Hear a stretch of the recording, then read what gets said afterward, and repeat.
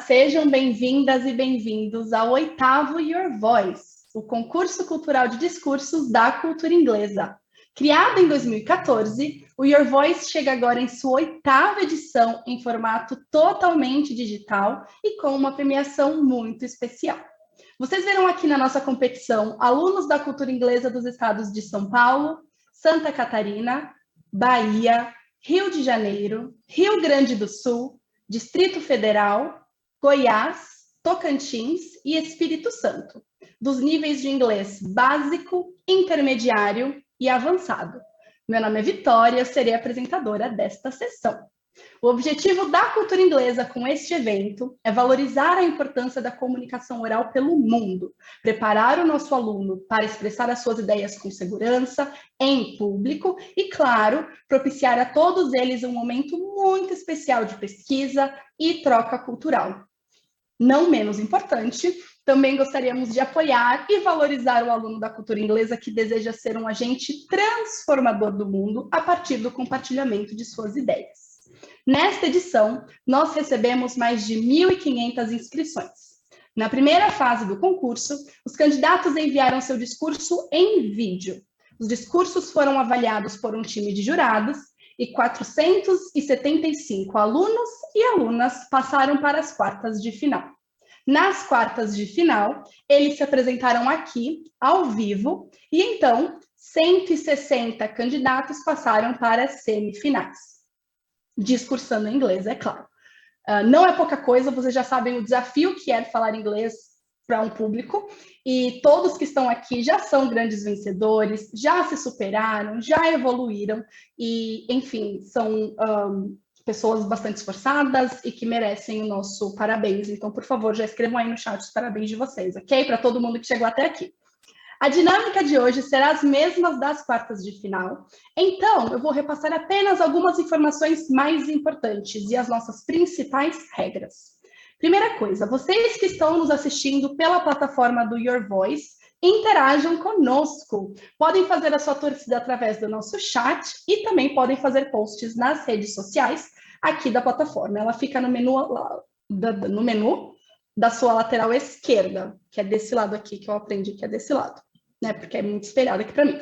Bom, ao se inscrever, os candidatos escolheram um time do qual queriam participar. Temos 8 times participantes, representados pelos 8 grandes oradores que vocês viram na nossa vinheta de abertura.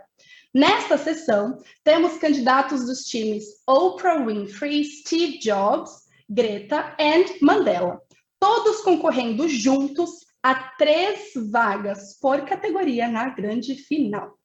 Além disso, ao se inscreverem, os alunos foram divididos em 9 categorias diferentes, de acordo com o nível de inglês de cada um. Cada candidato concorre, portanto, somente com aqueles que estão inscritos na mesma categoria. Nesta sessão, se apresentarão os candidatos da categoria 8. Esta categoria, ela é um pouco diferente das outras, porque ela já é uma etapa preparatória para quem quiser participar em 2023 do maior concurso de discursos do mundo, The ESU International Public Speaking Competition, uma competição internacional que reúne jovens de 16 a 20 anos de mais de 50 países.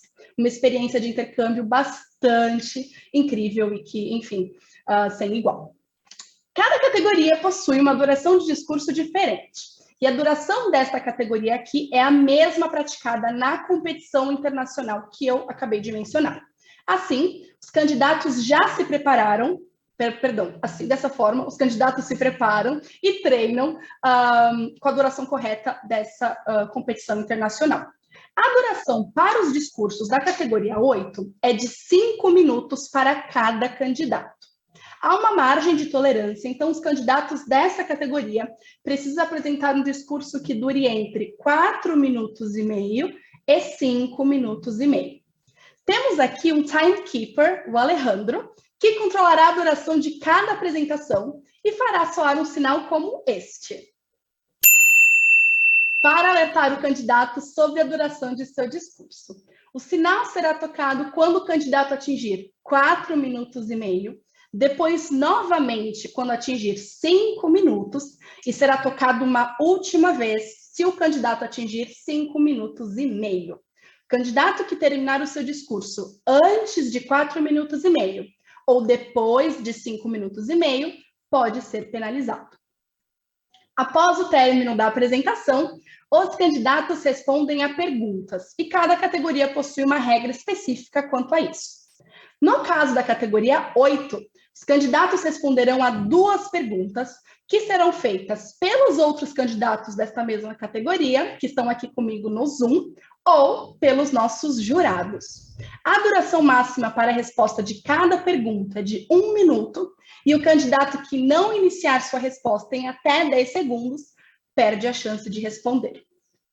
E claro, você que está nos assistindo aí na nossa plataforma, participam com a gente, porque ao término de cada categoria, no caso, ao término das apresentações da categoria 8, colocaremos um link no nosso chat para que o público, vocês, possam votar no seu candidato preferido. E este candidato eleito por vocês ganhará um reader digital da NetGeo. Se por um acaso a conexão de algum candidato falhar ou cair, não é para se preocupar, porque a gente segue com as apresentações de acordo com a ordem sorteada e daremos uma nova oportunidade para aquele candidato retomar a conexão, enfim, respirar fundo e se apresentar novamente. Comigo hoje estão os jurados Camila, Cláudio, Fernanda e Gabi, que avaliarão os discursos apresentados e se reunirão após as apresentações para definir quem vai para a etapa seguinte. Hoje temos uma novidade. Os candidatos classificados para a nossa final ficarão um pouquinho mais conosco aqui no Zoom e receberão um feedback dos nossos jurados para poder aprimorar um pouquinho mais o discurso e se preparar ainda mais para a nossa grande final. Eu vou pedir agora, então, para todos os candidatos fazerem uma pose, olhando para a câmera, um sorriso no rosto, a gente poder tirar uma foto desse momento que, enfim, é super especial. Então, todo mundo olhando para a câmera, sorrindo, felizes. Vamos lá?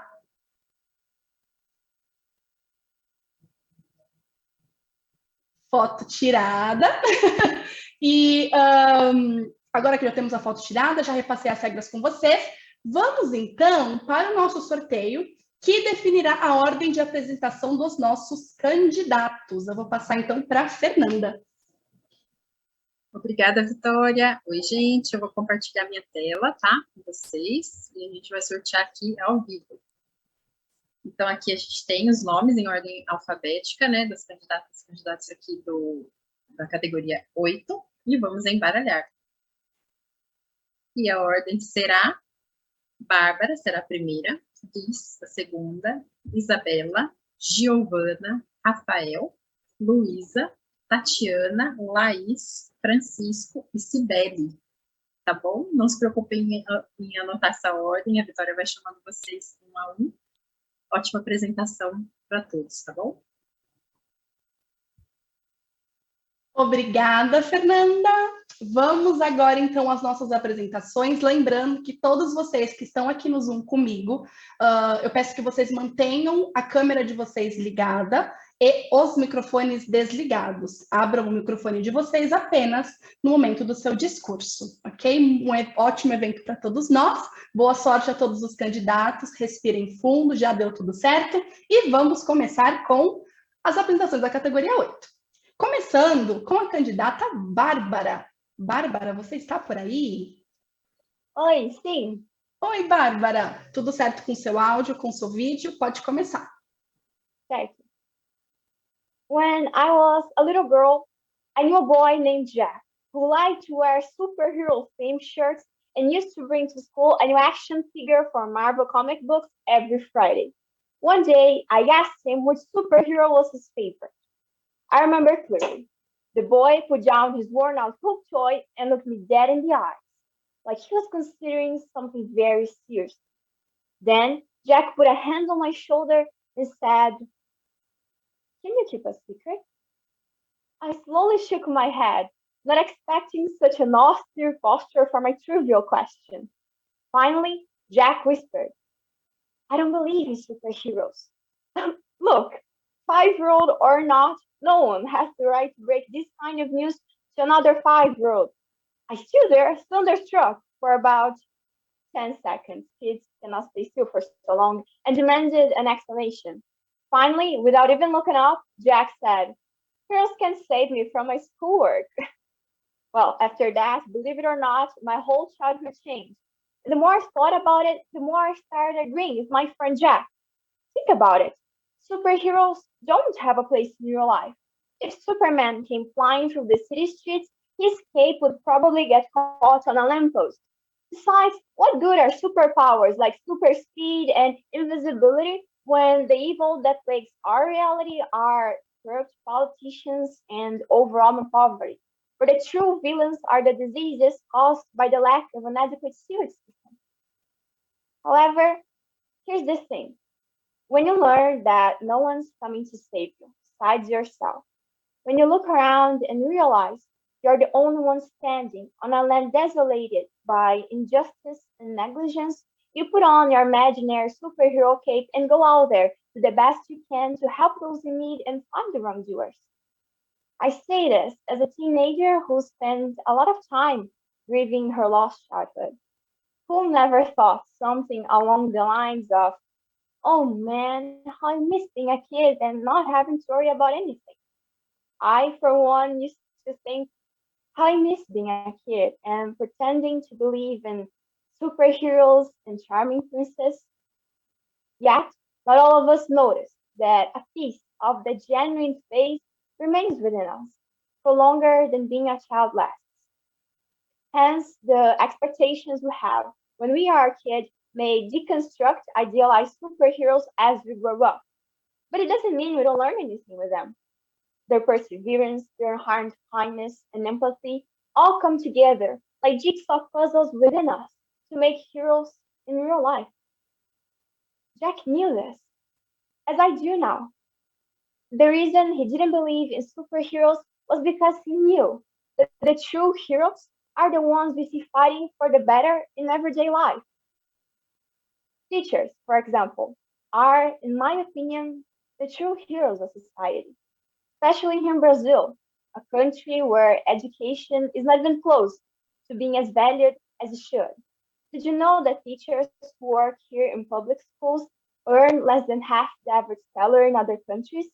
Yeah, according to a report in 2017 by the Organization for Economic Cooperation and Development, they do. Nonetheless, here they are, working in favor of a fair place, somewhere you don't need to face the monster to prove you can survive it, in which you don't need to be sent to hell to be worthy of heaven, where no one's forced to go through the experience of fleeing their own country because of war, an environment that doesn't discriminate based on our differences, but rather embraces us for our uniquenesses. Well, I guess I'm just one girl with a big dream, right? I'm just a patchwork of every book I've ever read, every song I've ever listened to, every tear I've ever cried, and every person I've ever loved. Similarly, I'm every hero I've ever worshipped and every star that's ever fallen. But aren't we all?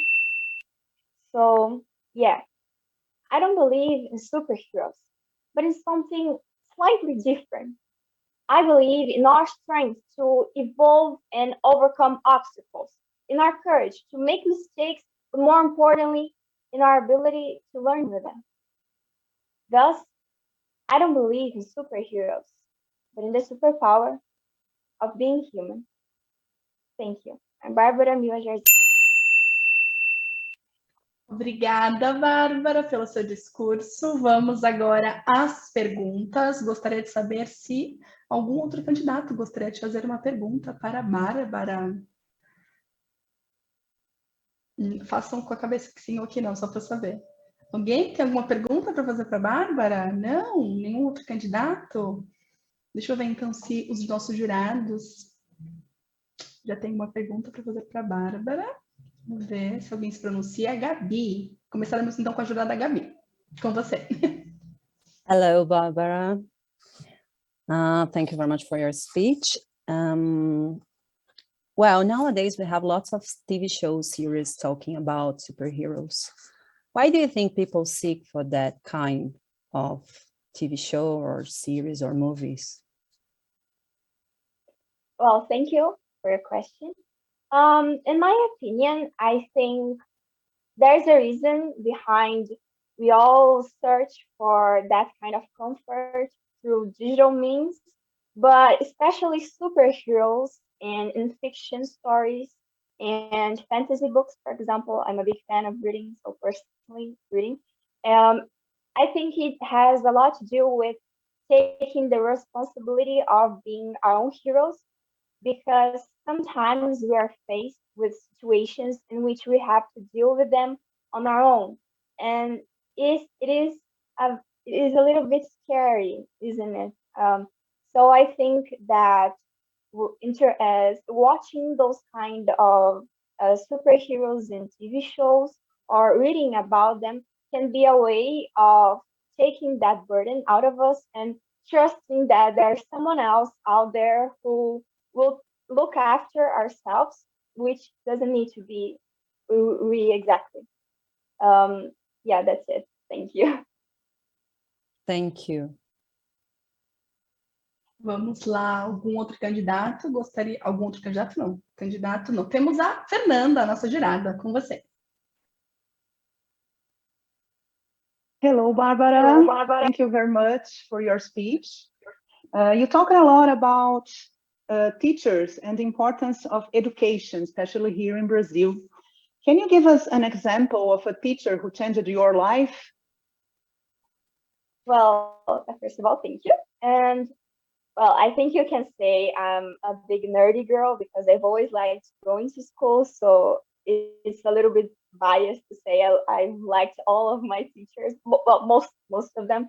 But there's one, and especially one that when I was, I think, 9 years old or 10, gave me classes when I was just a kid, and that really touched my heart in a way of it was a woman that was my teacher, and she did more than just showing what we had to learn about history or geography. She went beyond that, offering a kind of comfort that sometimes we didn't have.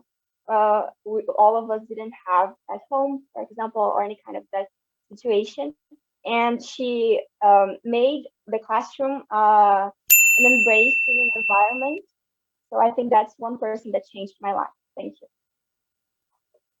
Thank you very much for answering. Obrigada, Bárbara. Vamos agora à próxima candidata da categoria 8, que é a Liz. Liz, você está por aí?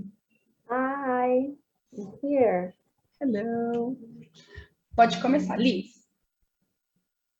Well, first of all, good afternoon, dear judges and participants. I am Liz Teresa, and it's a pleasure and an honor to be here today.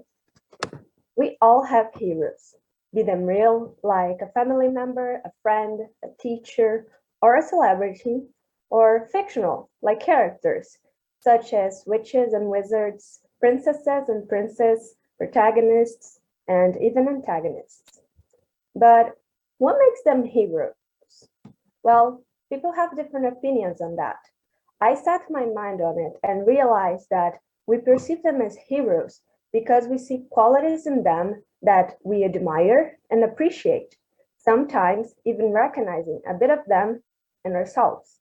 And when we don't, we persuade ourselves trying to impersonate it, be it the way they talk, behave, look, or maybe a specific trait like their kindness, wisdom, strength, intelligence, even setting and achieving new goals because of them. Now, is it a good thing? Well, it goes both ways. We can agree that it is a good thing to have something or someone to look at as an inspiration, to be a better person or a better version of yourself. But we can also consider that people have to be careful with one thing, expectations, and how dangerous these feelings can be. By definition, expectation is to anticipate something or a strong wish or desire for something to happen. Just exactly when a student studies too hard towards a name they're not very good at, expecting a good grade, or when kids expect the holidays, waiting to receive gifts. The most dangerous part, when people have too much expectations towards something or someone, is when they perceive them as perfect creatures that could do no wrong. They're bound to be let down. And whenever that happens, they will get filled with negative emotions like frustration, grief, regret, anxiety, helplessness, and even depression. And don't get me wrong, I'm not saying that having expectations is a bad thing. Sometimes we have no control over it. It's involuntary. When you stop and think about it, the expectation is already there. The bad part isn't how much. Allow me to help you visualize it a little bit better. And let's take Superman as an example. We all know that he's super strong, fast, and smart, and tons of people see him as an example to be followed. But that doesn't mean he's perfect.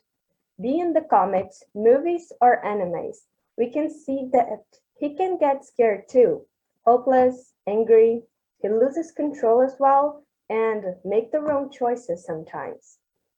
Let me give you another example, and this time one a little more personal. I'm adopted, and when I was younger, I had the expectation that one day my biological mother would call and say that we were going to live together like a real family. And when that didn't happen, I got frustrated, sad, and angry. Not because I didn't love my adoptive family. I do love them. They are amazing, especially my adoptive mom. She never made me feel less of a daughter, even though we don't share the same blood. But because people used to say all the time that mother's love should be unconditionally perfect, then how could my biological mother not want me? And that, and that mothers are always right. Spoiler alert, they're not. It's all good now. We've talked and figured it out, and my expectations are a lot more grounded. But just because they're not perfectly flawless doesn't mean they're less of heroes. Superman doesn't stop being a hero because he makes mistakes. Mothers are not less of heroines because they're not perfect. Quite the opposite. It is because they're not perfect that they are such amazing heroes. They make mistakes, they fall, stop them from getting up and keep trying. And if they're not perfect and never stop trying, then neither should we. Thank you all for your time and attention. Obrigada, Liz, pelo seu discurso. Vamos às perguntas. Laís, uma das nossas candidatas, tem uma pergunta. Laís, é com você. Thank you. Hi, Liz. I really loved your presentation. It was amazing. You went straight to the point, and I congratulate you for that. It was really great. So you did mention a lot about expectations. So my question is, do you think that high expectations can, for example, ruin or, have an impact on a family's relationship and coexistence? First of all, thank you for your question and thank you for the lovely words about my speech. I do think that expectations towards family, it's a dangerous thing because we're family. We live together all the time. We know that person very well. And I think it's very easy to have high expectations towards something we know, someone we know so well. And it's very easy to get frustrated by it because people are not perfect. They will make mistakes. They will get something wrong. We have to be careful with that. We have to take in our minds, put it on our minds that people are going to let us down, and that's okay. Thank you for answering, Liz. Vamos agora à próxima pergunta. Levantem a mão quem quiser tiver alguma pergunta. Alguém? Candidatos, candidatas. Gabi. Nossa jurada Gabi tem uma pergunta. Hello, darling. Thank you for your speech. And my question is, what qualities do you perceive in yourself that you could be considered as a superhero? Well, first of all, thank you for your question. I like to, not that I like, people say that about me, that I am very selfless, not very selfish. I like to think on other people in the first place, what they need, what they could be, if they're going to a hard time, if they need help. I would say that that could be a superhero trait, like thinking about others and how can you help them. And if there's not a way of physically helping them, just giving them moral support, like it's okay, I'm here, if you need anything, just count on me. Thank you, Liz. Thank you. Obrigada, Liz, pelo seu discurso e pelas suas respostas. Obrigada às perguntas. Vamos, então, agora à próxima candidata da categoria 8, que é a Isabela. Isabela, você está por aí? Yes, hello. Hello, Isa. Será que você pode falar um pouquinho mais alto? Não sei se é só para mim. Deixa eu ver se meu tá melhor agora. Peraí. Tá melhor agora. Jurados, todo mundo escutando a Isa, candidatas? Yes? Ótimo. Okay. Então é com você, Isa. Obrigada. Hey everybody, my name is Isabella. And today I will talk about how expecting so much from our heroes can it affect us and them. I can almost say for certain that all of us has someone who we look up to, whether that person is a book character or like a movie celebrity, or maybe even our parents and family. Everybody has this idol, and I think most of us, we have like the number one idol, and we search up for their whole career and accomplishments, and I can say I'm no exception. However, the way that we build this image of our heroes in our mind is very superficial, because we don't know exactly what is going through their heads, or like why did they do this because of something, or like we don't know anything about them except what they show us. So as a consequence, any mistake they do, or like any actions that it doesn't comply with what we imagine of them, can break up this perfect image, and we can stop idolizing them because of this one mistake that maybe did not fit their image in our head. I will give you an example on how this happened.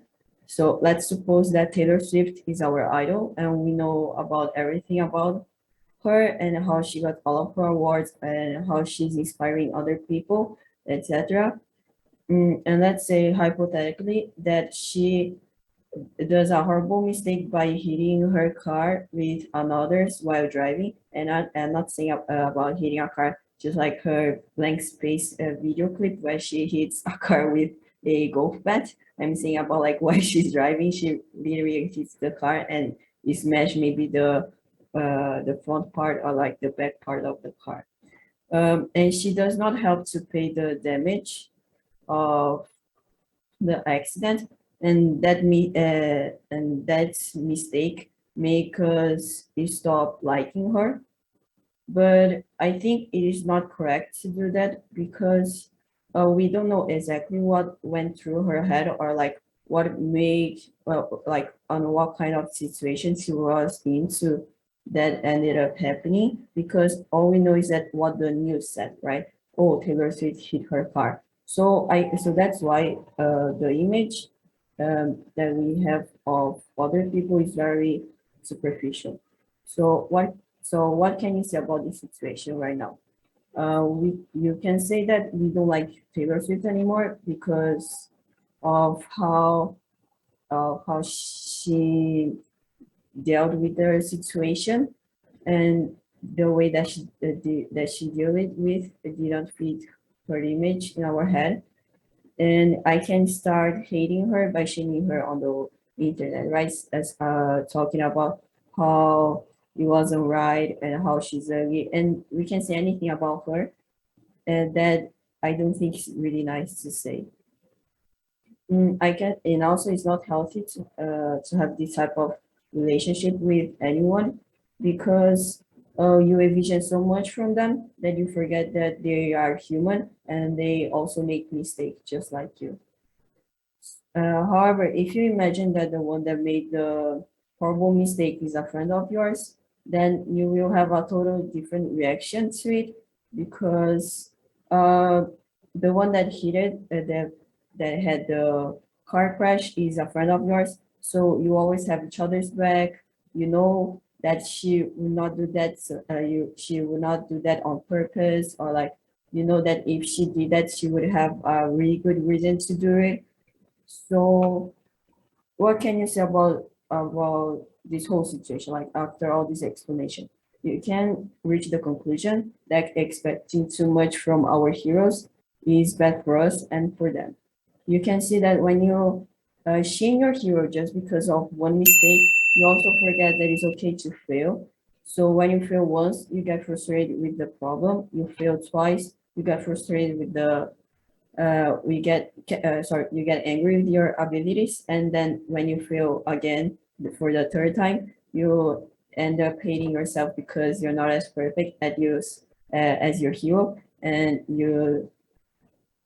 the same goes for our heroes, since they are also humans, and since us fans expect too much, they also forget that they are human too. Thank you so much. Obrigada, Isabela. Vamos às perguntas. Quem gostaria de fazer uma pergunta para a Isabela? A Bárbara gostaria de fazer uma pergunta, uma das nossas candidatas. Bárbara, pode perguntar. Hello, Isa. Your speech was beautiful. My question is, in your speech, you mentioned how important it is to put ourselves in the place of our idols, like what happened with Taylor Swift. And in your opinion, what else should people do to be more tolerant with the mistakes our superheroes do besides having empathy? Really good question, and I also would like to say congratulations. Your speech was also really great, and the question that you asked is really good. I would say, like, also you need to have, what can I say? You need to have maybe consideration to the other person. You need to think about the whole situation that may have happened to the person do that mistake, because we are humans, and just like everybody says, humans are not perfect, and I cannot expect that from other person as well. So I think there is also a way that you can be okay to be okay with the mistake that your hero made. So that's why. Thank you, Isa. Congratulations again. Thank you. Vamos agora à pergunta do Cláudio, um dos nossos jurados, com você. Hello, Isabella. Thanks for your speech. Isabella, you mentioned that the image you have concerning superheroes, they tend to be really superficial, right? Although they can have an impact on people's lives. To what extent have superheroes influenced your choices? Really good question. It's kind of hard to answer this kind of question, because I have some heroes that I use as a form as inspiration, but I will not say that their choices would affect my choices as much as other people may think, because I use them as inspiration for, like, through their work, right? So let's say that actor, they won an award for their acting, and I would say, oh, that person worked really hard, so I think I should work really hard as well, so then I can accomplish my goals.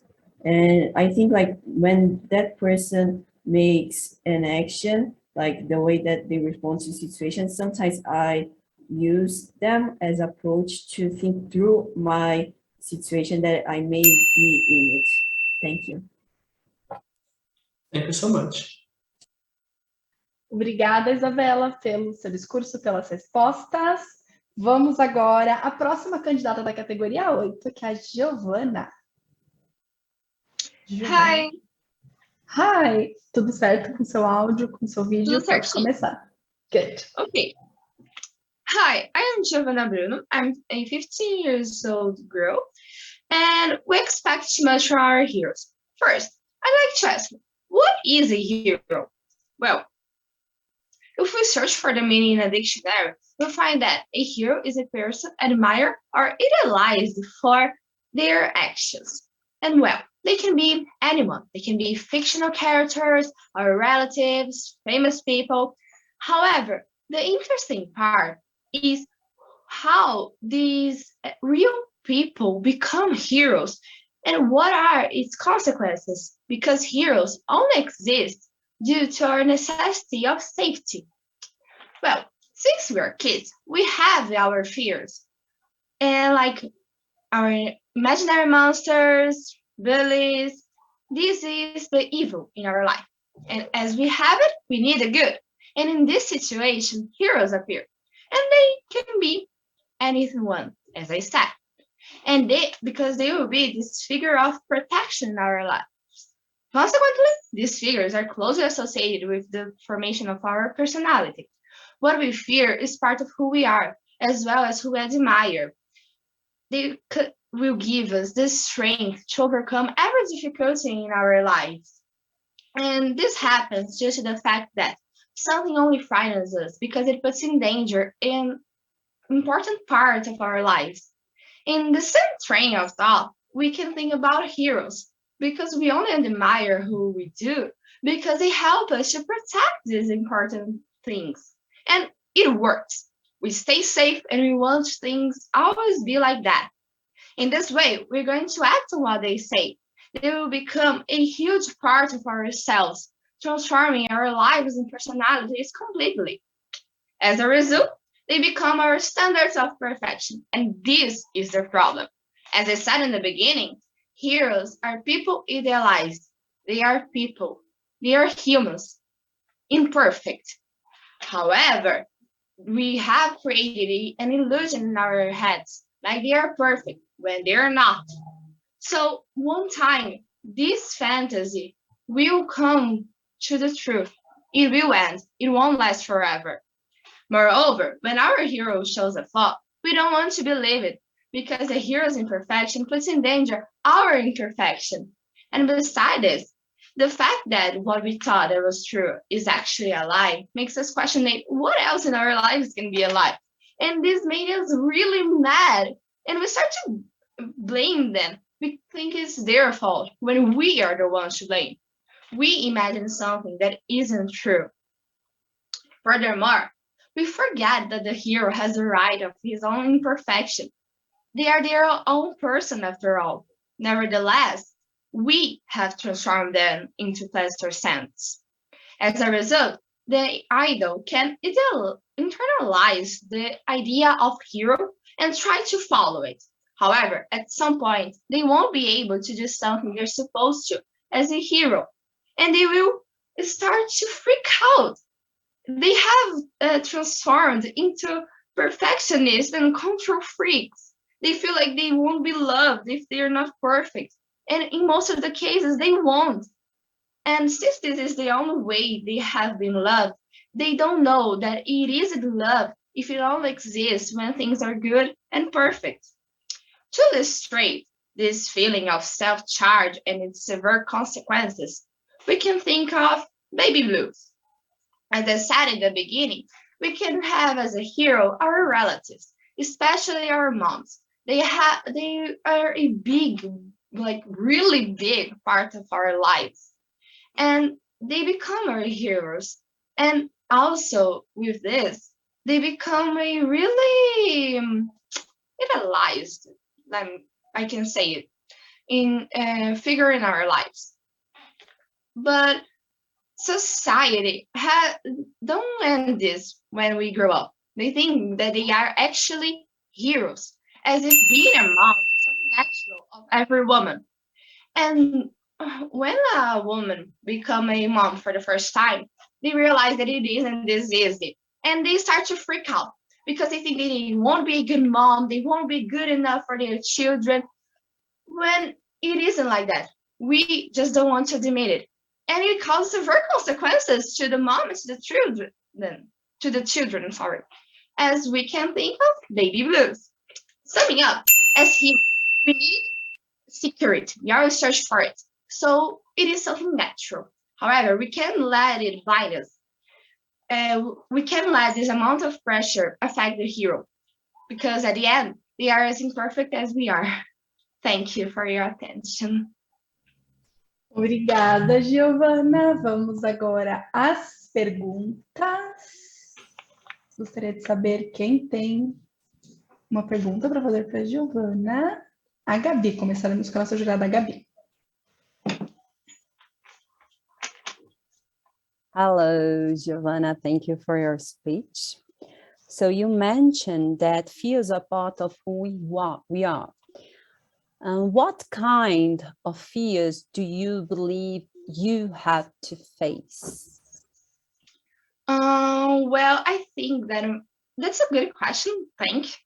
And I think that a great fear that I have is closely associated with this image of heroes, more specifically about the perfect part. I'm really afraid of like not being perfect and disappointing the others, and it really affects my life. It makes me want to be the best in everything I do, and it's something I have to face every day because I'm not perfect.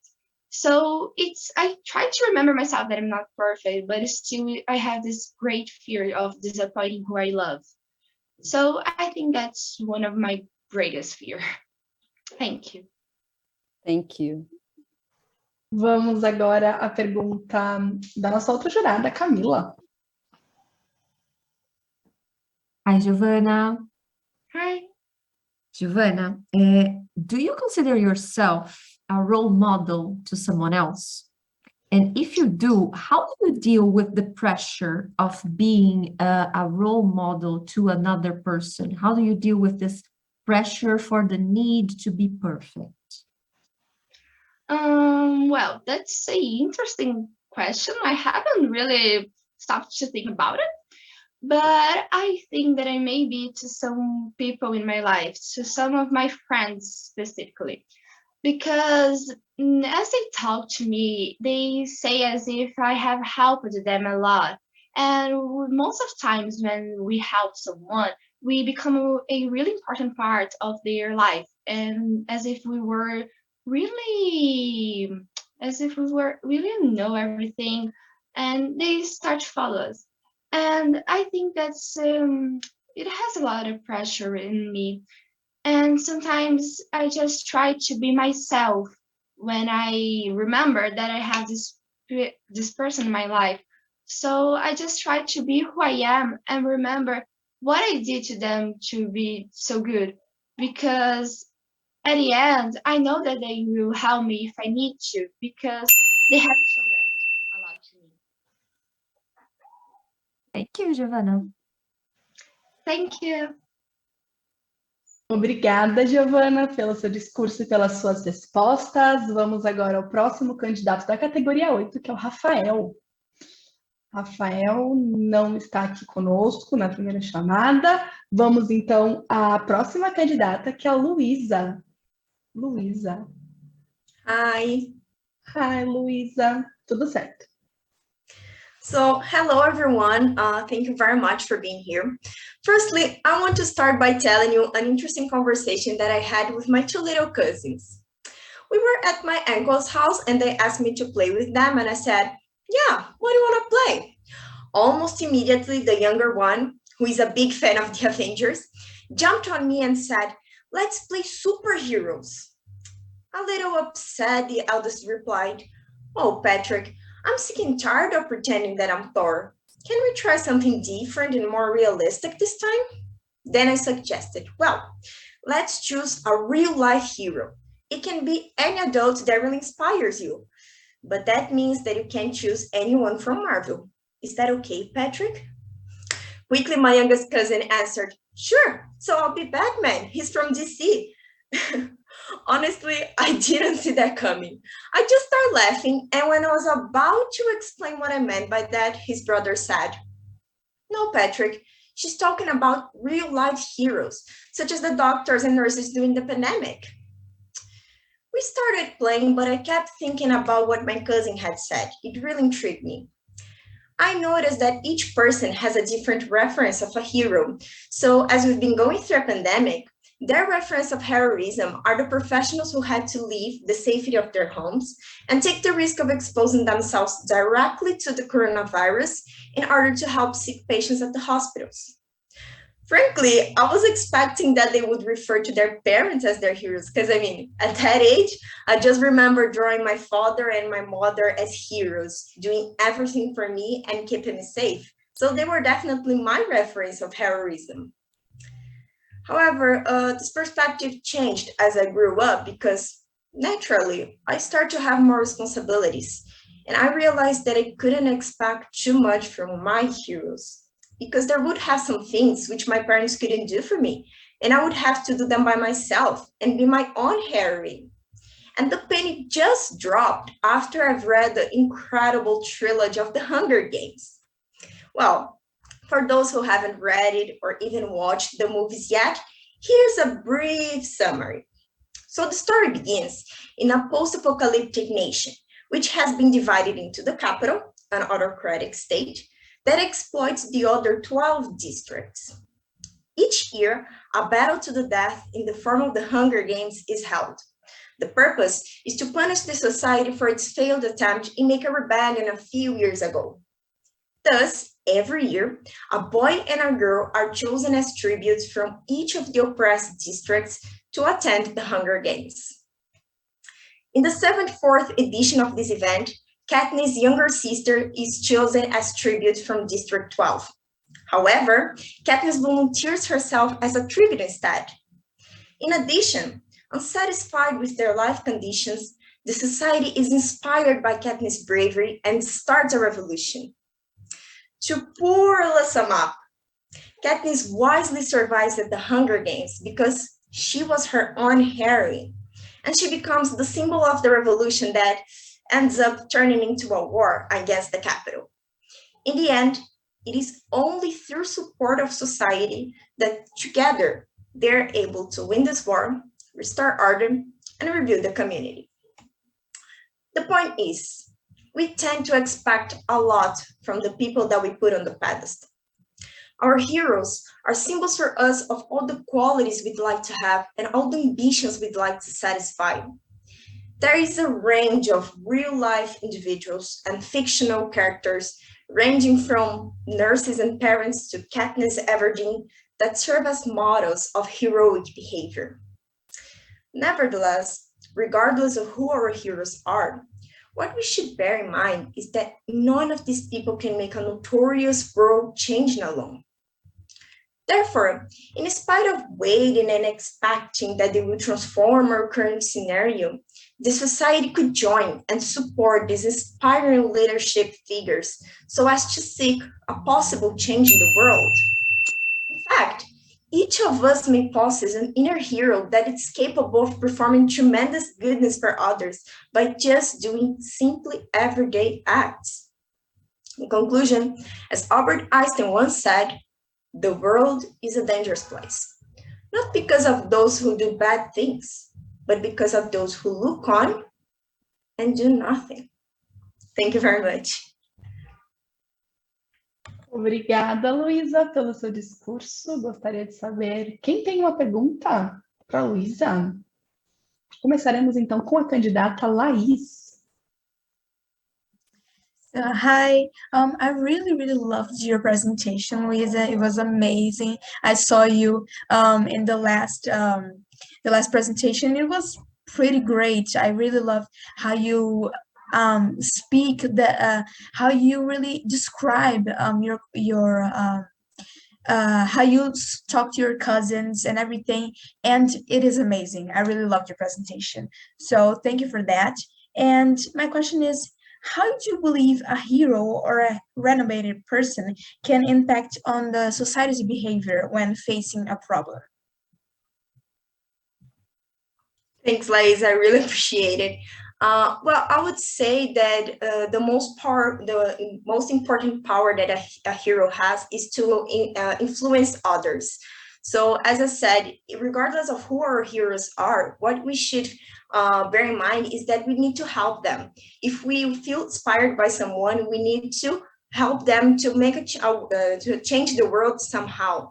And by changing the world, I don't mean that we need to make a huge transformation from like to one day to another. No, that's impossible. But step by step, day by day, through simply everyday acts, we can try to modify and solve some problems that we face at our current situation in our current society. And the heroes can help to be these leadership figures that are going to help us to achieve all these transformation. Thank you so much, Luisa. Vamos agora à pergunta de dos nossos jurados, o Cláudio. Hello, Luisa. Thank you for your speech. And you gave us lots of examples of real life heroes that you could include, make a list of. My question is, apart from your family, maybe your parents, who have been, if so, real heroes in your life? Thanks for your question.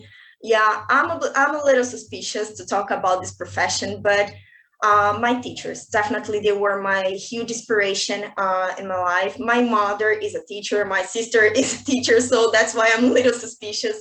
But besides that, despite they're professional, I believe that this being a teacher is extremely important nowadays, because I mean they help us to be who we are. And I thankfully, I had the privilege of having incredible teachers during my life, and I'm really grateful for them, because if I'm the person who I am right now, I owe to all their effort and job. Thank you so much. Thank you. Obrigada, Luisa, pelo seu discurso, pelas suas respostas. Vamos agora à próxima candidata da categoria 8, que é a Tatiana. Hello, my name is Tatiana, and I'll be beginning my speech now. What does it mean to be a hero? Is there more than one way of viewing heroism? What are the consequences of carrying such a title? Takes on heroism may differ from person to person, and who we call our heroes may change through time. In my youth, heroes were those fictional characters I saw on TV, like the Winx Club, Power Rangers, Spider-Man. As I grew older, I started seeing celebrities as my heroes, whereas now, I think my family and friends are my real heartfelt heroes. And they all disappoint me in a way, probably because I expected too much of them, though was it really their fault they could not live up to my expectations? To understand where I stand, I believe an explanation of what it means to be a hero is due today. The term hero comes from ancient Greece. For then, heroes were mortals who had done something extraordinary, and because of that, they left an immortal memory when they died. What is interesting is that initially, heroes were not necessarily good. It was a double-edged sword. On one side, we had heroes such as Hercules and Dionysus, great benefactors of humankind, but on the other, we see Medea, Achilles, Oedipus, actors of unthinkable crimes. Achilles, for example, was considered to be the greatest of the Achaeans, and was a decisive fall in Greeks' victory in the Trojan War. However, not everything is what it seems. In the Iliad, after getting his ego hurt, he decided that he will no longer fight the war, even though he knew they would lose without him. As the Greek says, many lives went down to Hades because of his decisions, but that didn't make him less of a hero for the Achaeans. Yet, I understand that this can seem very disappointing to us, like, what hero will consciously hurt his comrades, right? But ultimately, what connects all heroes is their mortality, and thus their faulty nature. Persons aren't meant to be perfect, but that is what we typically now put on our heroes checklist, which makes it much easier for us to get disappointed. Along these lines, nowadays it's much harder to detach the concepts of heroism from morality, as heroes are those we wish to imitate and emulate. They are symbols of what we desire to achieve. The truth is, our heroes shape us in a way. Likewise, the idea of a hero is commonly associated with a high degree of risk-taking and even sacrificing their own lives for others.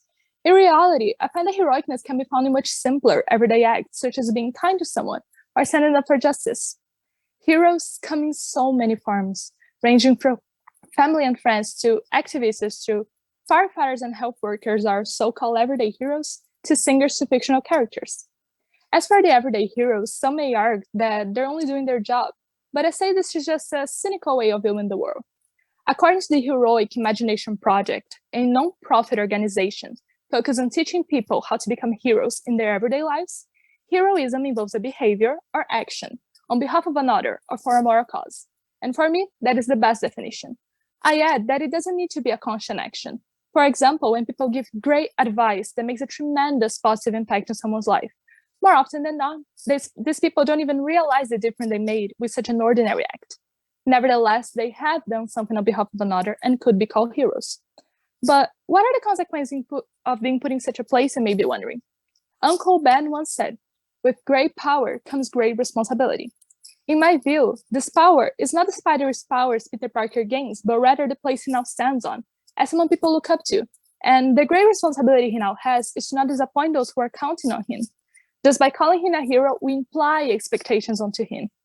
Out of fiction, we could ask ourselves, should our heroes be made to carry the burden of our expectations?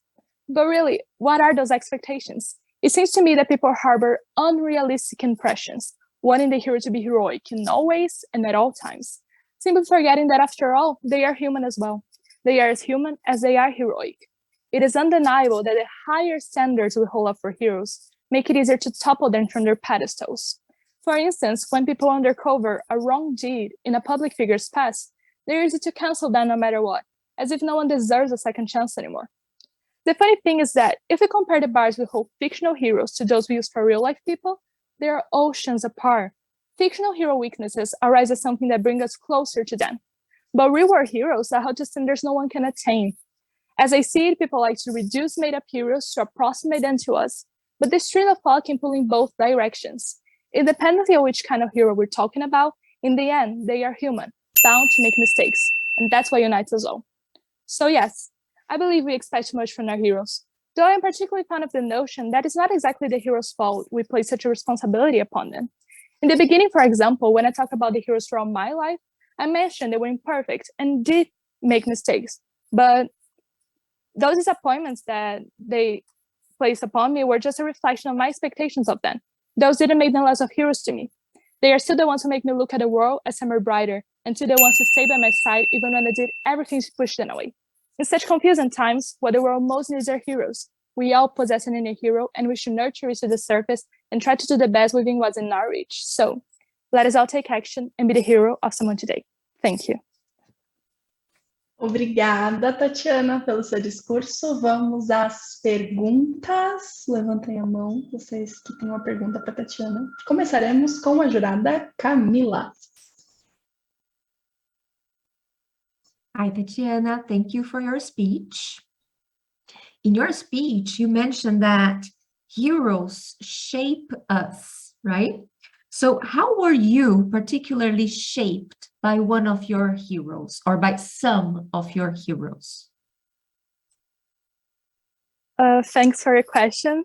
I think heroes are necessary, a necessity in the world, because they influence us and they make us want to be better.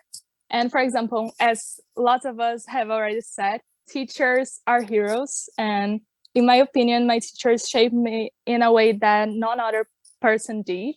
Because, for example, I had a teacher on like freshman year, and her name was Katya, and she was my literature teacher.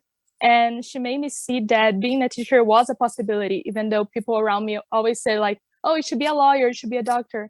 And now I'm in my freshman year in university and I'm studying to be a teacher. So I think that's the way they shaped me. Thank you. Thank you for your answer. Vamos agora à próxima pergunta, agora de uma outra candidata, da Giovana.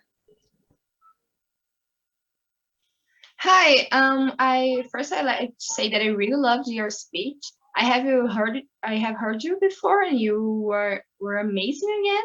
And you mentioned in your speech that there's a price to paid for being a hero. You even mentioned the Marvel quote, and I'd like to know if, even though there's this prize, would you like to be a hero and why?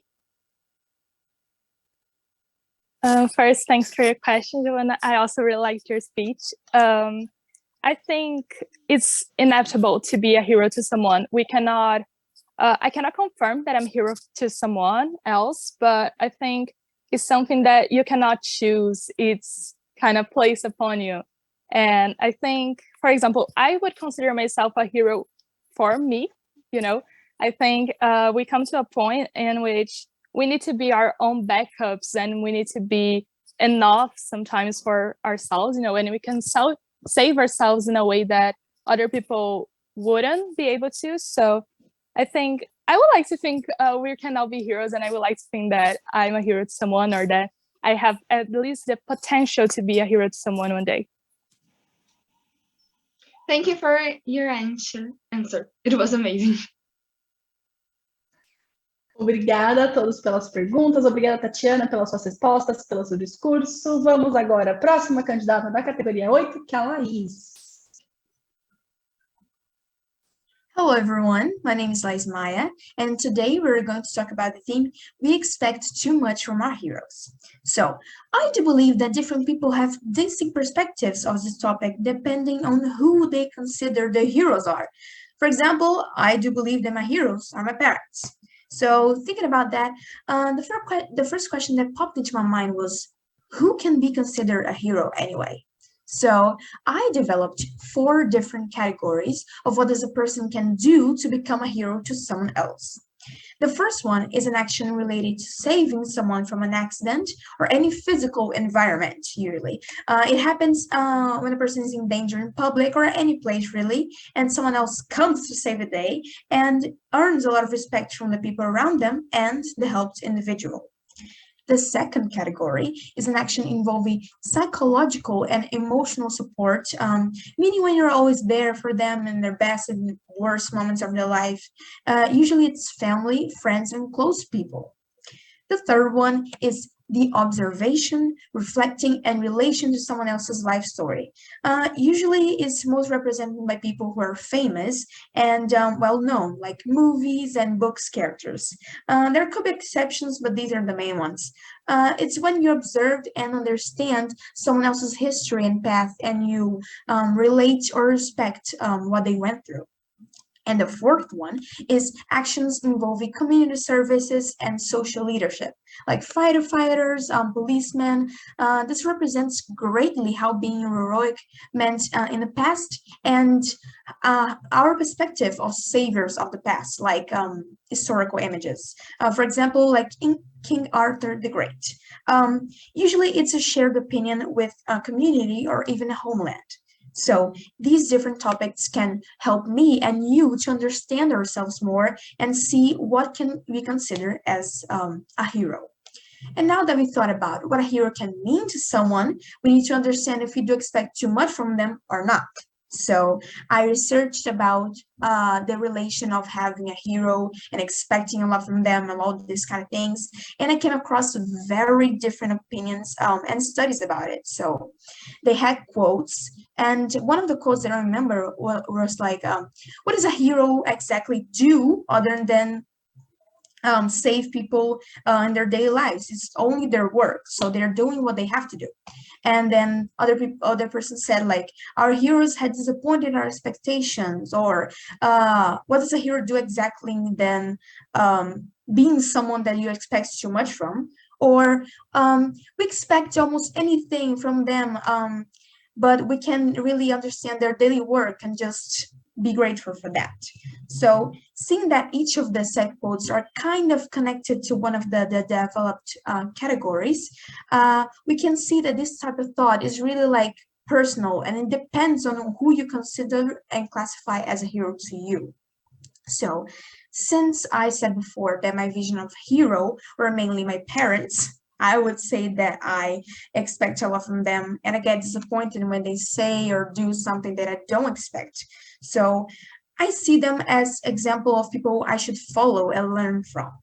So to conclude, I would I would say to you that if you do expect too much from your heroes in your life, like me, well, you should understand that it's not always healthy because believe it or not, they are humans too. So they make mistakes, they do things that are really great, but they make mistakes too. They can really learn from their mistakes. So we need to understand that and really respect that.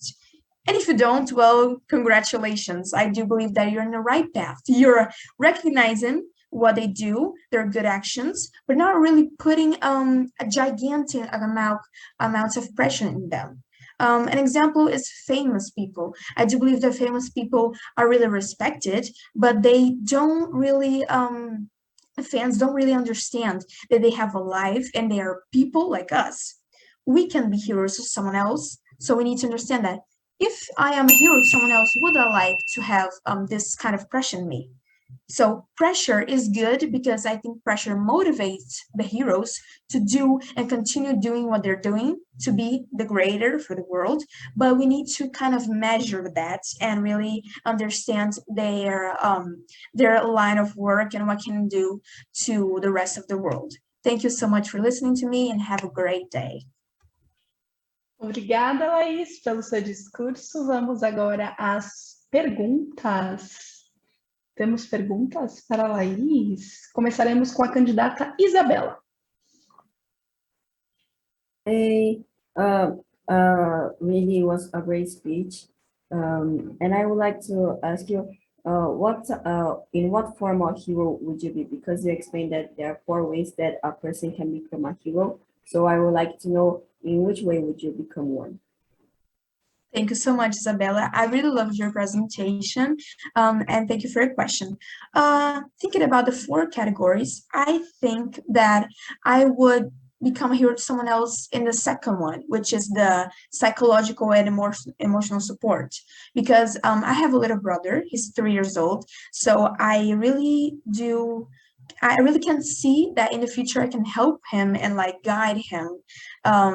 And through emotional support and showing him what I came across in my life and show it to him so I can see that psychological support and just helping my family and my friends in general is a really great way to become a hero to someone else. Thank you so much.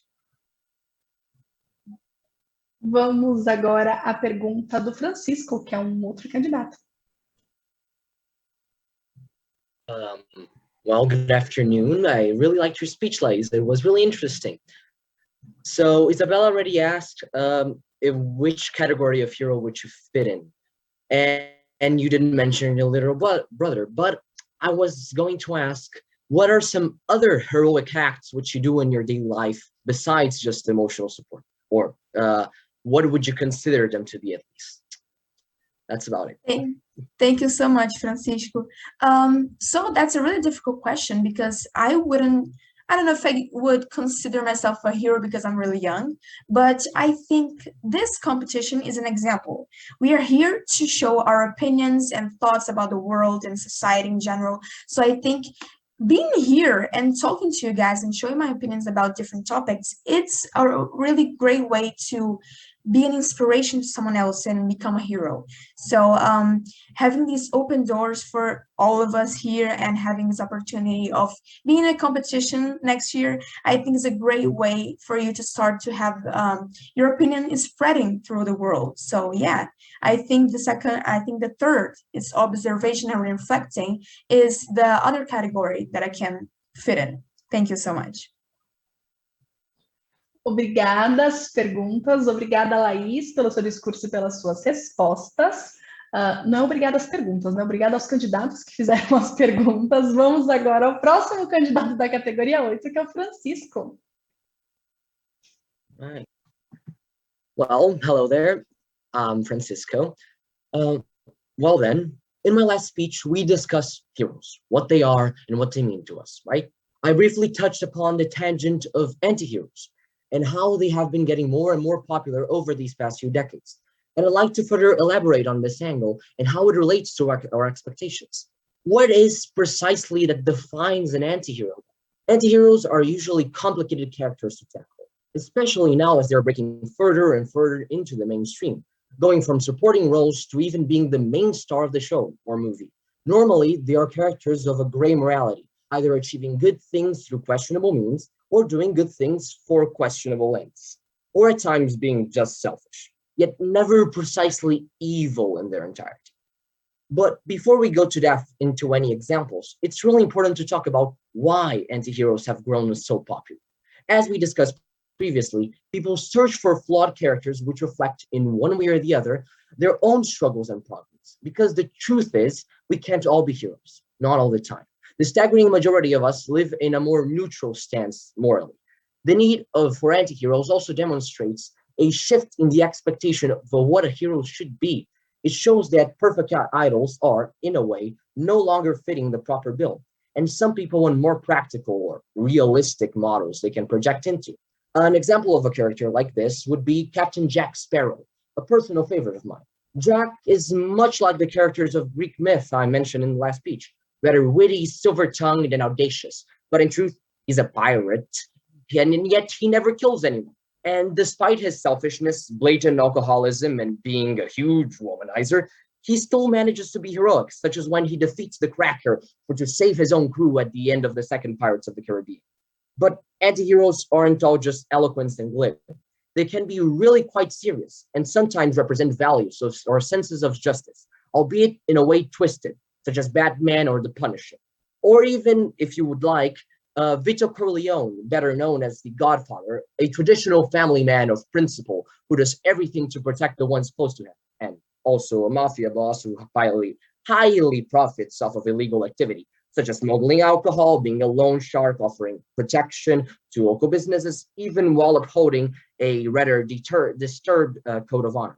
And yet there are sometimes more guttural anti-heroes, such as the classic Jekyll and Hyde, the Matic and the Monster, a dynamic which is mainly represented in The Amazing Hulk, and more recently, Venom. Venom, in a way, represents the human desire, the most basic of needs. Eddie Brock may use the powers to combat crime or to bring justice, but in the end, Venom kills to feed and to continue to live. It is a creature of impulse. It represents sort of a shadow, something primal and beyond ourselves, and is frankly quite enthralling to watch. The long-lasting popularity of these kinds of characters really does, again, demonstrate that the past few generations have truly began to question authority and no longer truly buy perfect models of good. You can take Iron Man, for example, a very popular superhero who is a multimillionaire and used to be an arms dealer. It's quite literally everywhere.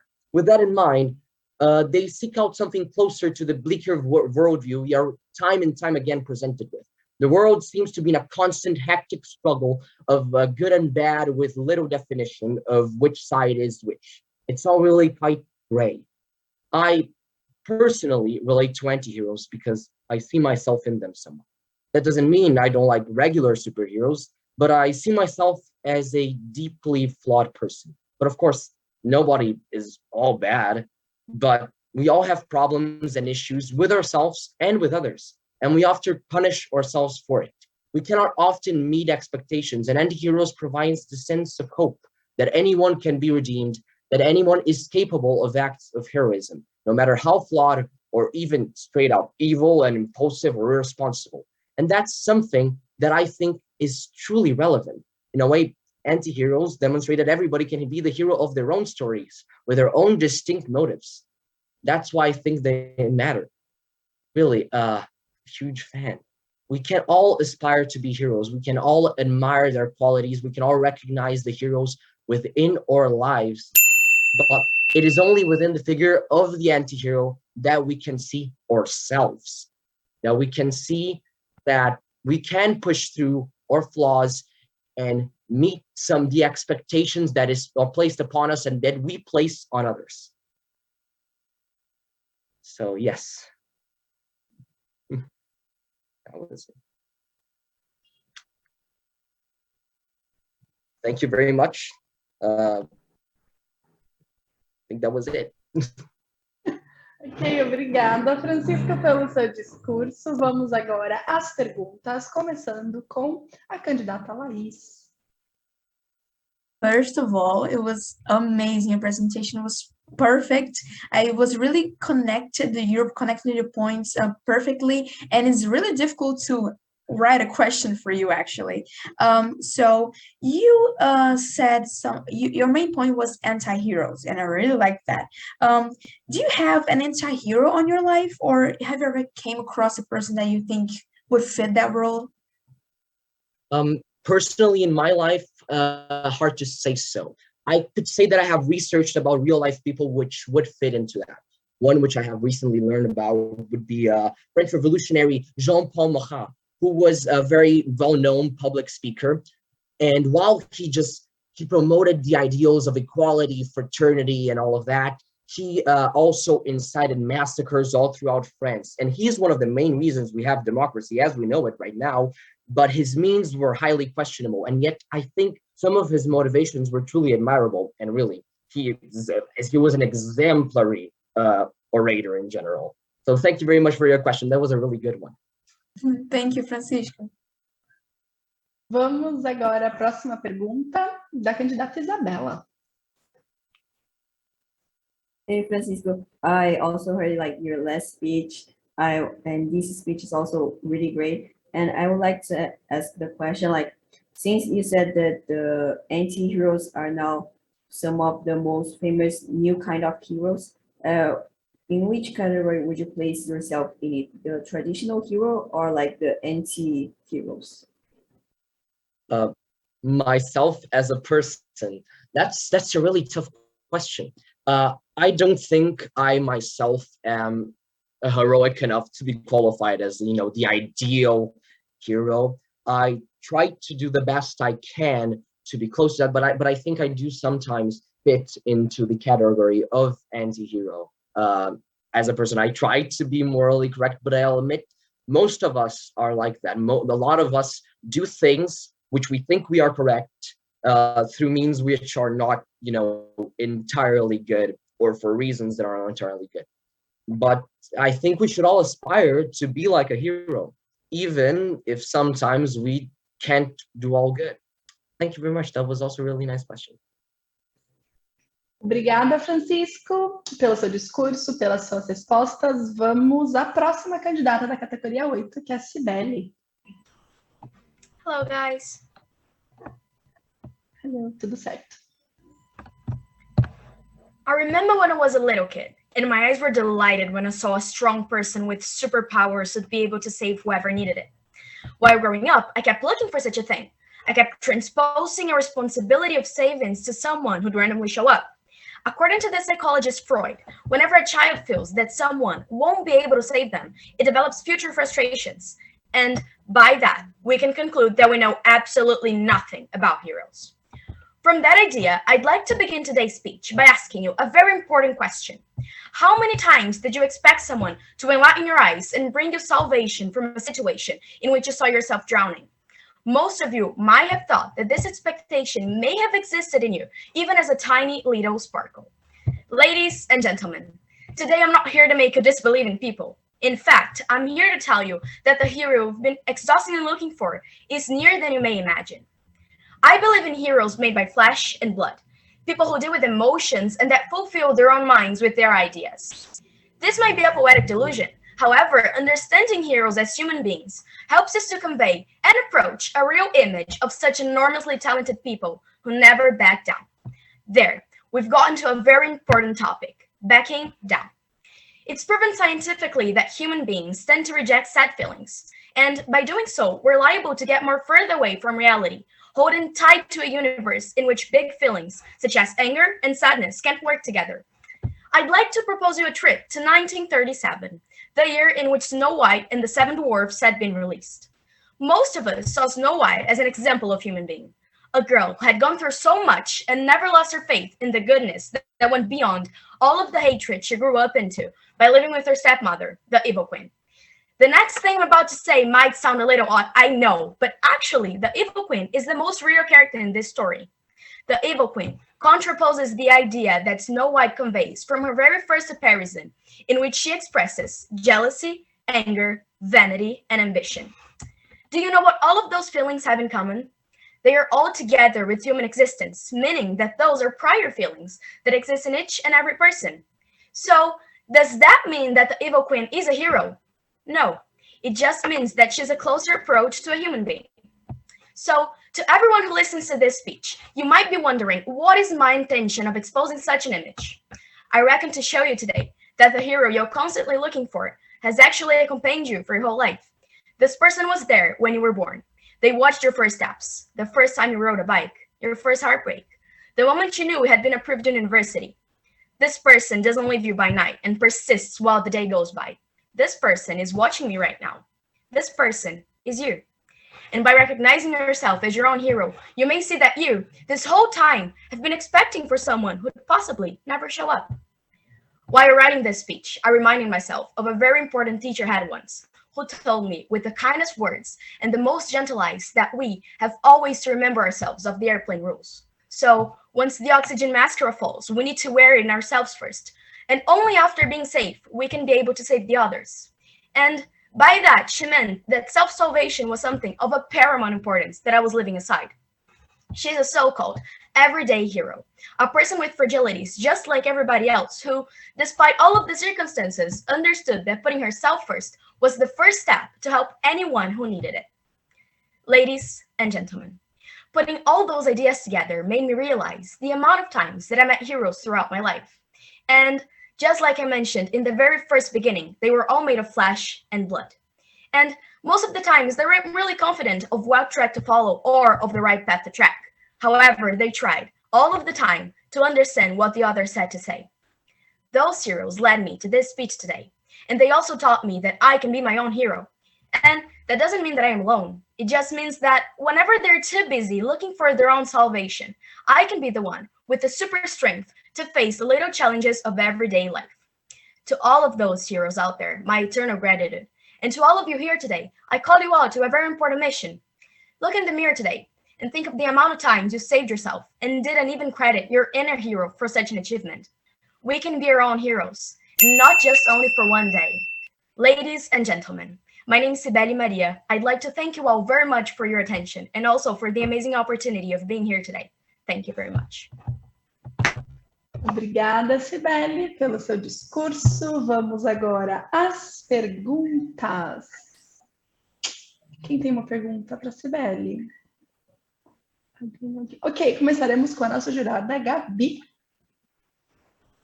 Hey, Sibeli, thank you for your speech. Sibeli, could you share with us an experience or, well, an specific experience when you felt that you made a difference? Sorry, I had a bit of an internet connection problem. Can you repeat your question again, please? Yes, of course. So, could you share with us a specific experience when you felt that you made the difference? Well, thank you very much for your question. Well, I believe that recently I have been helping a friend who's been struggling with indecision mostly. So I feel like indecision is something that will affect us multiple times. And indecision isn't something that is bad, actually. It's part of our existence. So we're constantly like divided between different situations and different ideas and paths to track. So I feel like I've helped this friend not to influence in her decision, but actually in a way that she could understand how she would feel in each decision she would make. So I didn't try and influence the way that she thought, but actually to help her to understand herself. I feel like this is a situation in which I helped someone. Thank you very much for your question.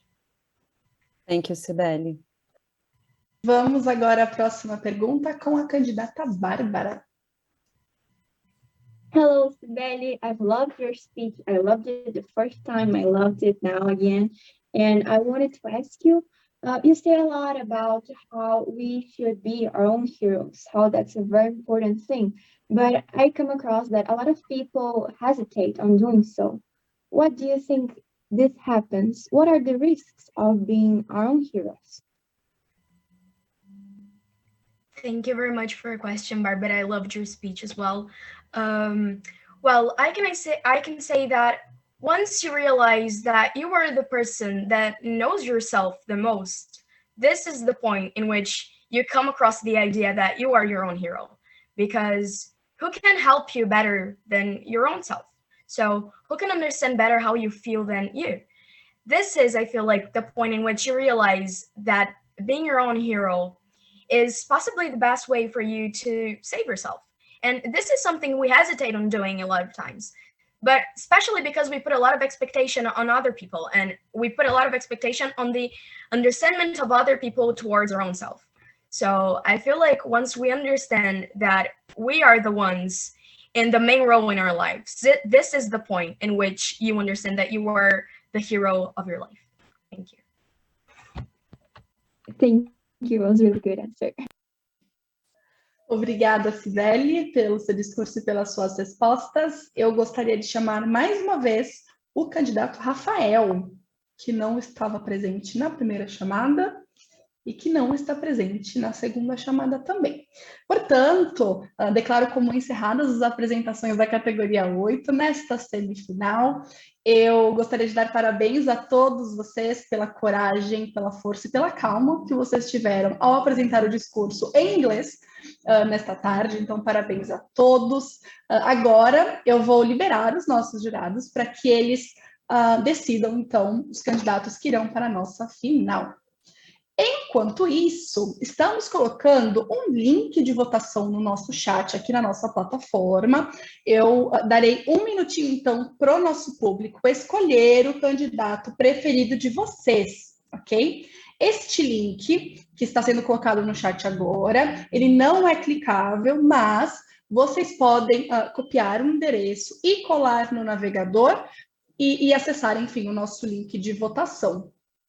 Então, aproveitem agora, entrem no nosso chat e votem no candidato favorito de vocês.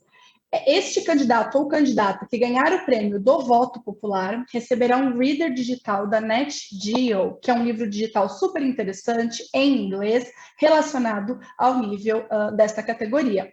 Muito, muito legal.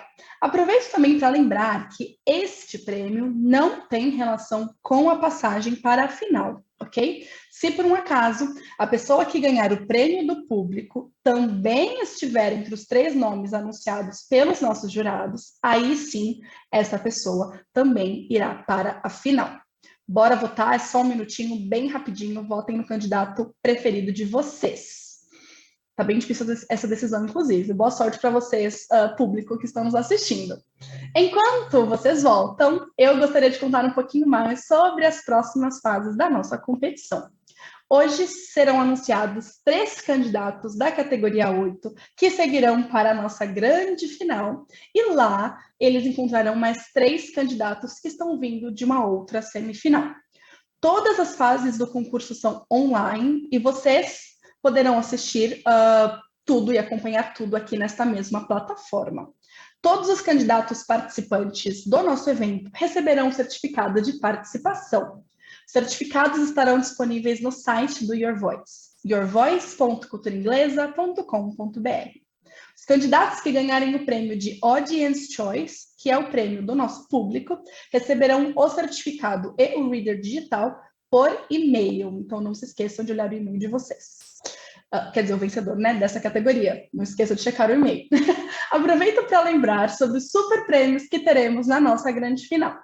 Todos os candidatos que chegarem até a final do concurso no dia 27 de novembro estarão concorrendo a uma bolsa integral na cultura inglesa e isenção total em um exame de Cambridge, além de ter o seu discurso divulgado no podcast ou webinars da cultura inglesa. Então, agora é se preparar, enfim, afiar o discurso, respirar fundo mais uma vez e, claro, levar a torcida, porque essa energia positiva sempre faz diferença. Bom, estamos numa super expectativa pelo resultado, enquanto os nossos jurados conversam e decidem os candidatos que irão para a nossa final. Eu gostaria de mostrar para os nossos candidatos que estão aqui comigo no Zoom e também para a plateia, para o nosso público, um vídeo que mostra um pouquinho mais sobre a ESU International Competition, que eu falei mais cedo, do qual os candidatos e candidatas desta categoria podem vir a participar no ano que vem.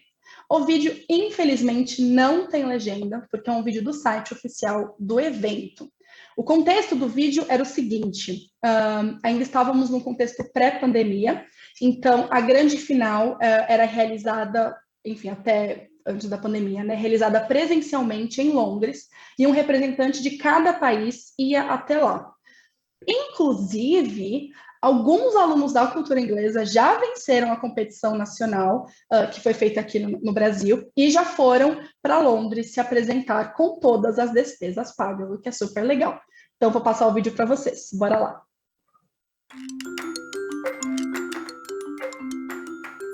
It's been about traveling around the world while you're in London in just 5 days. This is an international competition. It's one that involves over 50 countries, about 50,000 young people aged between 16 and 20 from all over the world, and they take part in national public speaking competitions in their country. The winners then come to the UK for the final, which is all about helping young people to discover their voice. It is an extremely important event that unites young people all over the world.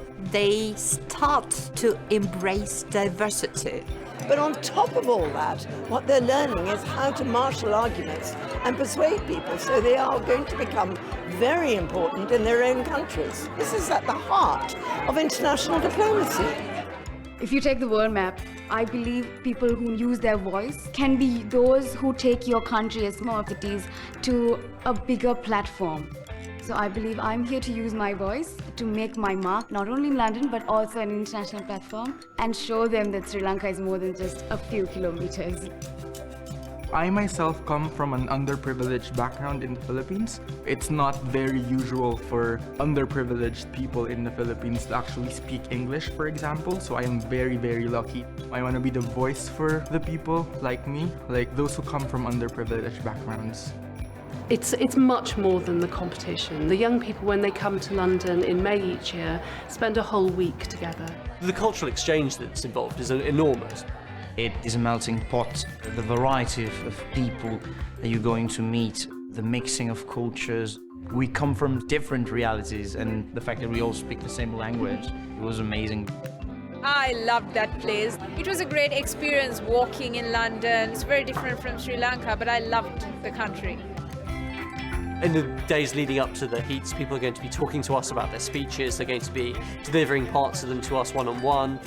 They trained us in voice modulation, being like a bit dramatic with their speech, pauses. The cultural exchange that happened was amazing. Coming here, it's like my brain just transported me a ride around the earth. Welcome to the final of the English Speaking Union International Public Speaking Competition 2016. Broadly speaking, we're looking at quality of delivery, pacing, how well they connect with their audience, how natural they are as a speaker in the room. It's a question really of coming across with your heart and with your arguments. Everybody did something different and everybody did it great. The delivery, the content was just amazing. Today, I shall speak to you all on the power of humanity. My mother could have very easily given me up. Instead, she chose to see me not as her broken rule, but as her one redemption. See, that's the thing about us. We choose the easy way, not the right way. Honor your word and practice the good things to grab that integrity. That's it! This is the power within us. The power of choice. The outcome of those things can bring a lot of integrity to entire populations. What a wonderful afternoon it has been. What an amazing system it is to bring you all together, from Zimbabwe to Mongolia, from Sweden to Australia and everything in between. It is truly international. We have the winner of 2016 International Public Speaking Competition, who is Vivian Garcia-Cano. It's amazing. I honestly am very happy. I'm glad to go home and show people that Mexicans, we can do important things. Genuinely, it sounds so cliche to say it, but what I got for winning is nothing compared to what I got for competing. Just all the friends that I will have for the rest of my life and all the love that I got from those people. It's such a well-organized competition. It was so amazing to be here. I think that this is a must for every single public speaker. I'm really excited to go home with an actual award to show what I did here. And when I go back to Ghana, I would expose the opportunity to young people. What we have here are extraordinarily talented and sophisticated young people, all of whom I suspect are going to make their mark on the world. It's a very good platform for their future to spread their wings and fly to anywhere they want.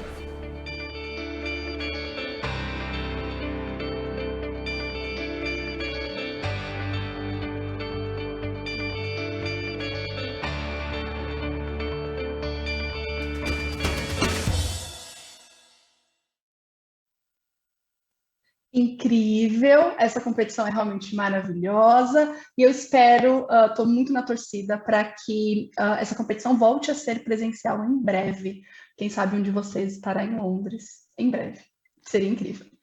Bom, enquanto os nossos jurados ainda deliberam sobre os candidatos que irão para a nossa final, eu gostaria de compartilhar com vocês mais um vídeo, mas agora um vídeo sobre a cultura inglesa Paraisópolis, que é um projeto social muito importante, que está fazendo uma grande diferença na comunidade de Paraisópolis, em São Paulo. Bora para o vídeo. Olá, hoje eu vou falar sobre um projeto que nos orgulha e nos realiza muito na cultura inglesa.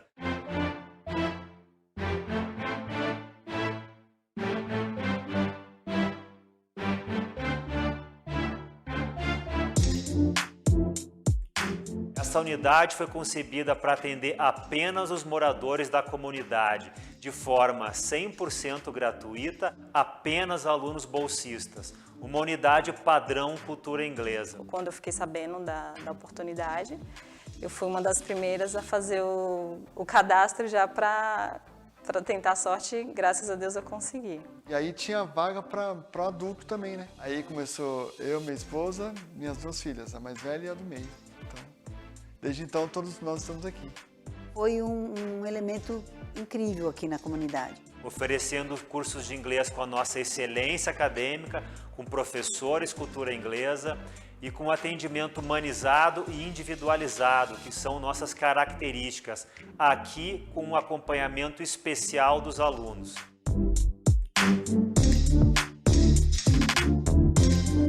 Estamos ensinando, mas estamos também aprendendo. No início da pandemia, nós tínhamos cerca de 1.300 alunos aqui em Paraisópolis.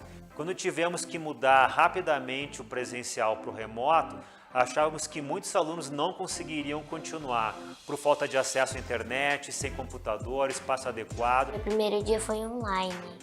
Aí não sabia entrar na aula e meu irmão entrou para mim, né? Ele me ajudou. Foi complicado o começo, né? Aí foi passando o tempo, a gente vai se adaptando. Grande parte dos alunos aqui de Paraisópolis conseguiram achar meios para continuar seu estudo conosco, mesmo no remoto.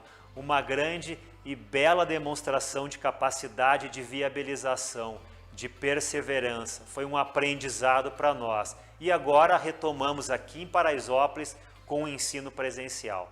E às vezes a internet fica ruim, não dá para falar, aí presencial dá para falar pessoalmente.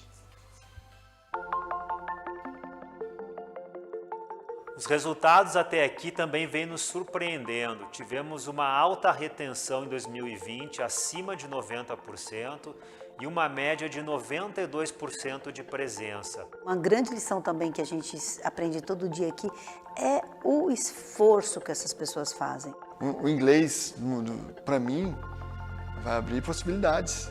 Por isso que a gente tem que valorizar, tem que ir para aula, tem que praticar. A cultura abriu isso, abriu essa porta. Olha, você tem essa oportunidade, você consegue. Esse é um grande valor, eles podem sonhar. Quero trabalhar com muita arte, sabe? À disposição. Os resultados até aqui na unidade Paraisópolis nos fazem ter uma certeza ainda maior de que vale muito a pena investir em projetos sociais. E nos traz um sentimento muito bom ao cumprir nossa missão e gerar um impacto social relevante através da educação. Obrigado, Cultura Inglesa.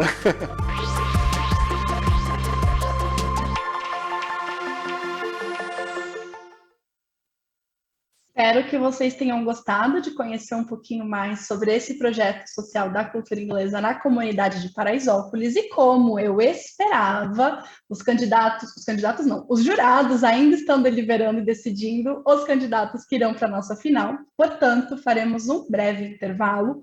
Aos candidatos que estão aqui comigo no Zoom, permaneçam no Zoom, por favor, porque voltamos em breve. A você que está assistindo a gente pela nossa plataforma, não saiam do nosso site, mantenham, enfim, essa tela aqui aberta, que a gente já volta. Tá? É o tempo de vocês pegarem uma água, talvez ir ao banheiro, e a gente já volta com os resultados. Até breve.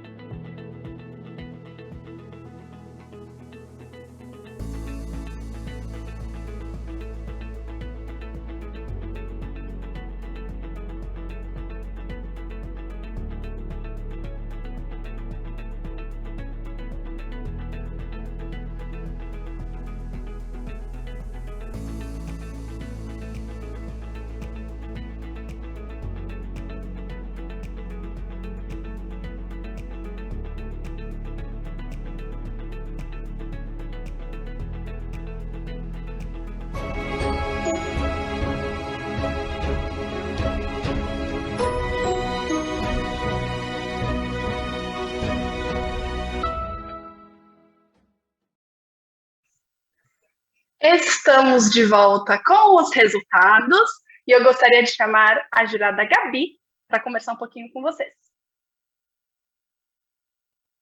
Oi, pessoal, eu queria primeiramente agradecer a presença de vocês aqui hoje e agradecer imensamente aos discursos que vocês fizeram.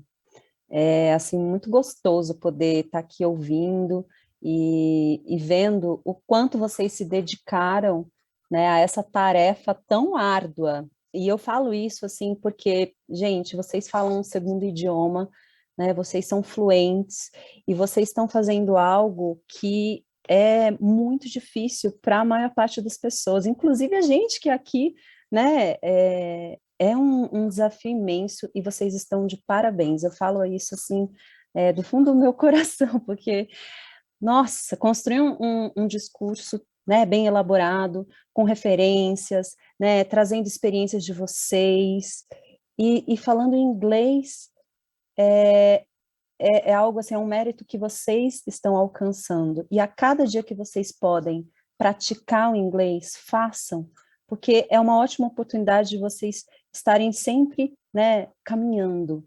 Então, assim, obrigada, parabéns, continuem, não desistam. Hoje não é o fim de nada, pessoal. Hoje é só mais uma parte do processo. Tudo que a gente vive, né, a gente tem que ter esse olhar de que faz parte do nosso caminho, do nosso percurso, da nossa evolução. Então, nós estamos juntos nesse processo. E para quem vai passar para a próxima etapa, continue aí praticando, estudando. Para quem chega hoje, né, e encerra sua participação aqui no Your Voice, continuem estudando, pessoal, continuem praticando, se dedicando, porque vocês sabem o quanto isso é precioso, ter essa oportunidade de estudar, praticar inglês e, né, participar de próximos eventos como esse aqui. Tá legal? Então é isso, gente. Pode dar o sorrisão aí, que vocês são todos vencedores, podem ter certeza disso, tá bom? E agora vamos para a parte que todo mundo está esperando. Eu vou chamar aqui a Fegama, que vai dar um resultado aí para vocês. Vamos lá. Oi, gente, boa tarde. Mais uma vez, parabéns a todo mundo que está aqui participando. Foi ótimo ouvir vocês. Foi ótimo ouvir as perguntas de vocês uns para os outros. Foi muito especial de assistir. E primeiro eu vou falar para vocês quem venceu o prêmio da escolha da audiência. Lembrando que isso não significa que essa pessoa necessariamente vai passar para a final. São escolhas diferentes. Essa pessoa vai ganhar um reader digital da NetGeo. E quem recebeu o prêmio escolha da audiência hoje foi o Francisco Manuel Gomes Fagundes. Parabéns, Francisco, pela sua apresentação e pelo prêmio. E agora eu vou chamar a Camila para anunciar a escolha dos jurados para o dia de hoje. Oi, pessoal. Primeiramente, parabéns para todo mundo. É sempre uma delícia estar aqui ouvindo vocês. A participação de vocês foi impressionante, muito bacana. Então, parabéns para todo mundo. Eu e Cláudio, nós vamos anunciar os 3 candidatos que passaram para a final. Em ordem alfabética, então não tem a ver com ranking, não é classificação de vocês, mas são os 3 candidatos que vão se apresentar na fase final do Your Voice de 2022. Então, que rufem os tambores. Primeira pessoa é a Cibele Maria, parabéns. Obrigado, Camila. Mais uma vez a todos, obrigado, meus parabéns pela braveza, pelo desempenho, pelo esforço, por toda a dedicação de vocês em participar do concurso. E vamos à segunda pessoa que vai estar na grande final, né? E quem vai com a gente para a grande final é o Francisco. Parabéns, Francisco. E a última pessoa... Não, mentira, não vou fazer suspense nenhum. A última pessoa que vai para a grande final do Your Voice de 2022 é a Luísa Pascoal. Parabéns, Luísa. Parabéns a todos os candidatos. Espero que vocês continuem participando. Espero vê-los no ESU do ano que vem e no Your Voice do ano que vem de novo. Então, muito obrigada a todos. Parabéns a todos aqueles que irão para a nossa final, parabéns àqueles que não vão para a final, mas que chegaram até aqui. Todos vocês já são super-heróis por terem falado inglês na frente de tanta gente, e já são crianças, adolescentes e adultos super responsáveis e, enfim, super corajosos. Eu acho que é isso, essa é a mensagem, né? Meus parabéns a todos vocês. Eu espero vê-los, então, na final. E parabéns não, obrigada a você que nos assistiu aqui pela nossa plataforma, obrigada aos jurados, obrigada a toda a equipe técnica, e eu vejo vocês em breve. Fiquem ligados aqui na nossa plataforma para a programação das nossas finais, ok? Até, gente. Bom fim de semana para todo mundo.